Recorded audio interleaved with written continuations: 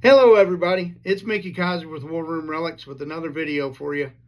This one pertains to the Vietnam era, and it's a piece of equipment we've already discussed. That this one came from the World War I era. If you'll recall, this is an ammunition pouch for the 1911 Colt automatic pistol.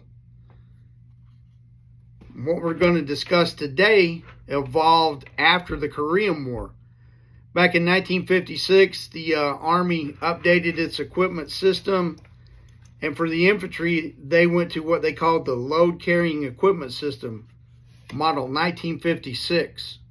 And that's what this is. This is a 45 caliber ammunition pouch for the 1911 A1 used by the military. And this is the ammunition pouch that carried the 2 magazines to support that weapon system with the soldier.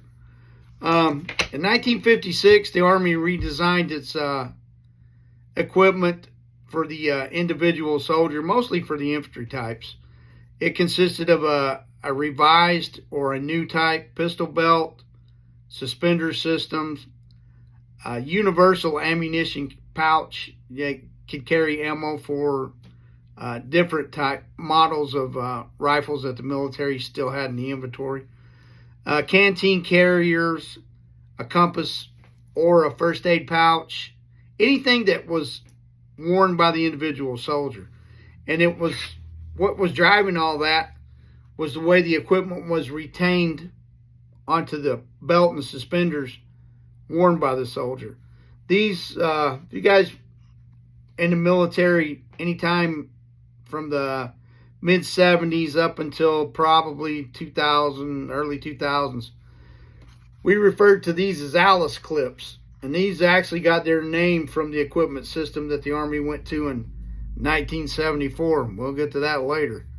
But everything that could be worn or carried by the individual soldier went into that system. Now you'll notice on the old 1918 ammo pouches, we had 2 individual snaps, the lift-a-dot snaps, that retained or kept your ammunition magazines in place inside your ammo pouch.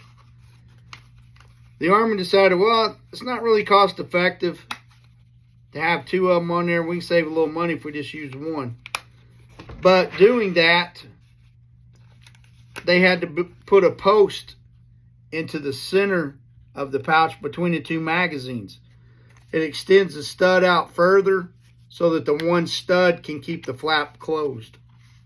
So that was one of the improvements or the cost savings on the model 1956 ammunition pouch. And you can see this one here is probably an unissued piece of equipment. It's got little to no wear on it whatsoever. The lift-a-dot, still being used by the military in 1956. In this case, this pouch is actually dated 1969. It's hard to make these show up clearly to where you can read them, but it'll tell you what it is over here. It's an ammunition pouch. Then right on the second line, that's how you're going to date this thing. You'll see a DSA, Defense Support Activity Number. It'll usually be followed by a dash and a 100. The next set of numbers you come to, which would be right in here, is a 69. That's the last 2 digits of the year this thing was manufactured.